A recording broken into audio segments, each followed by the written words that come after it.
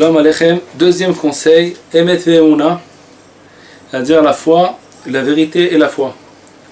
Donc on a dit que pour toute la Géoula, toute la délivrance de la personne, particulièrement, personnellement, chacun, et la Géoula entière, klalit, générale de tout le monde entier, dépend de la foi. C'est-à-dire, quand on va atteindre la foi, on va être délivré. Maintenant, Rabbeinu Akadosh ne laisse jamais sans savoir comment faire. Donc il va nous donner des conseils, comment travailler sur la foi. Alors il nous dit Rabbeinu que la foi, elle a 4 notions qui sont 1, c'est-à-dire Emouna, la foi, la tfila, la prière, les miracles et la terre d'Israël sont une notion et l'un dépend de l'autre. C'est-à-dire que la foi, on va l'atteindre grâce à la tfila, si on va prier, plus on va mettre notre cœur dans la prière et plus on va rentrer dans la foi que Hachem il nous écoute dans la prière et notre foi va grandir automatiquement. L'inverse est aussi vrai, c'est-à-dire que plus on va avoir la foi et plus notre tfila va se changer, va augmenter de niveau, parce que la tfila ça dépend de rien du tout, à part ça dépend d'une seule chose, ça dépend de la foi de la personne. Si la personne elle a la foi, elle priera avec ferveur. Bien sûr que quelqu'un qui est shomer à brit, c'est-à-dire qui garde le brit, l'alliance, on verra ça, Bezrat Hashem, il est beaucoup plus facile pour lui de prier, mais la prière, elle dépend de la foi. C'est l'essentiel de la prière et la foi, c'est mamash la même notion. C'est la même notion. Il y a la prière et la foi qui sont la même notion. Il y a aussi Eretz Israël. Dans tous les autres pays du monde, c'est beaucoup plus difficile de ressentir la bienveillance divine.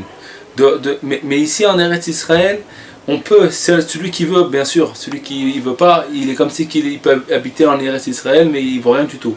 Mais celui qui veut s'attacher à la foi, en Eretz Israël, il peut voir beaucoup plus facilement la main d'Hachem dans tout ce qui va se passer. Il va plus ressentir que tout ce qui se passe dans sa vie, c'est une ashgacha, parce que les yeux d'Hachem, ils se trouvent en Eretz Israël. Ça ne veut pas dire qu'en dehors d'Eretz Israël, les yeux d'Hachem ne se trouvent pas, parce qu'Hachem il est partout. Mais ici, on ressent les yeux d'Hachem. C'est-à-dire, c'est plus facile pour nous de tout de suite connecter que Hachem Itbarach, c'est lui qui a fait ça, c'est lui qui m'a fait, c'est grâce à Hachem.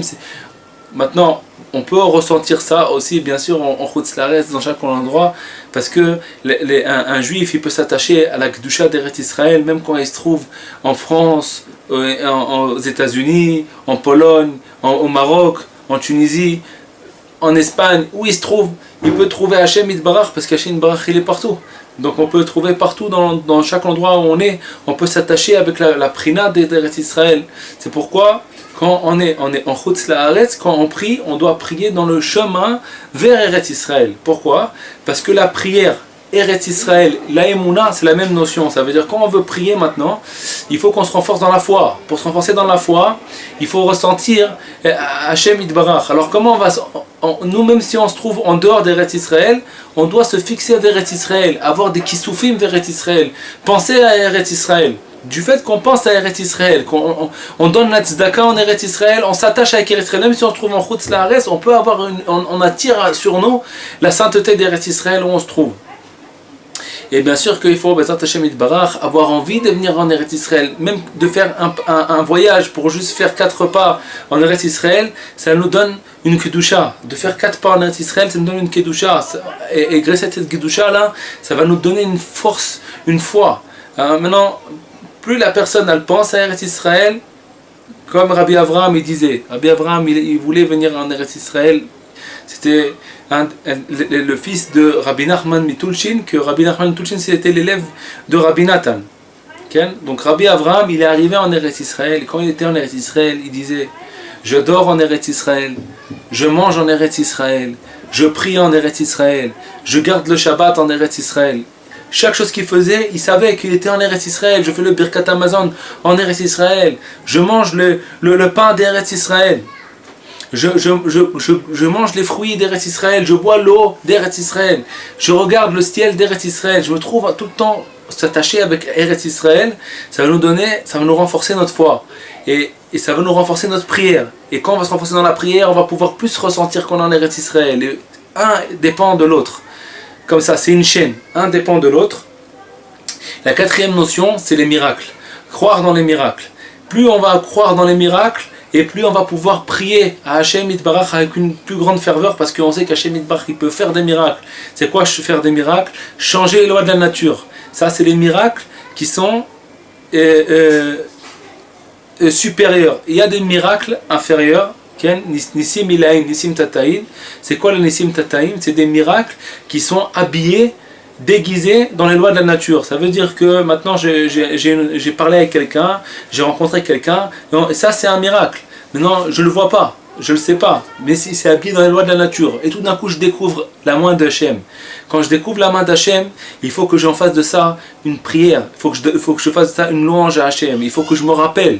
Et je peux même écrire, il faut même écrire les miracles qu'on a vécu, les écrire, parler de remercier Hachem tout le temps, les dire aux autres, s'attacher avec les miracles. Plus on va vivre dans les miracles et on va voir la main d'Hachem, on va découvrir la main d'Hachem et on va faire découvrir aux autres la main d'Hachem, on va se renforcer dans la Emouna, on va se renforcer la Kedusha d'Eretz Israël, on va l'attirer vers nous, on va commencer à avoir d'autres miracles, et la prière va augmenter.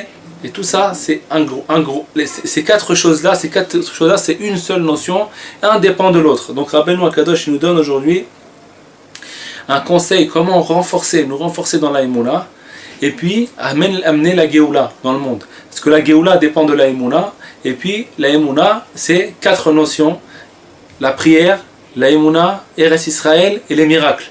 Donc, plus on va travailler sur ces quatre notions, et plus on va atteindre le niveau de Emouna qu'on a besoin pour mériter la Géoula. Hachem Izake Otanu, d'arriver à la Géoula très rapidement. Kol Tov.